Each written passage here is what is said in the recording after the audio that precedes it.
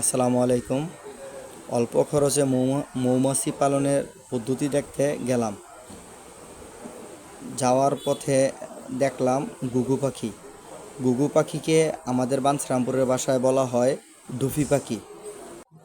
Apiculture হলো মৌমাছি পালন। মানুষ যখন কৃত্রিমভাবে বৈজ্ঞানিক পদ্ধতিতে মৌমাছি পালন করে এবং মধু সংগ্রহ ও অন্যান্য উপায়ে যেমন মোম, রাজকীয় জেলি ইত্যাদি তৈরি করে, তাকে এপিকালচার বলে। যে মৌমাছি পালন করে তাকে বলে মৌমাছি পালনকারী, এবং যেখানে মৌমাছি পালন করা হয় তাকে বলে মৌমাছি পালন কেন্দ্র। মৌমাছি পালন করা হলো প্রাণিবিজ্ঞানের একটি শাখা।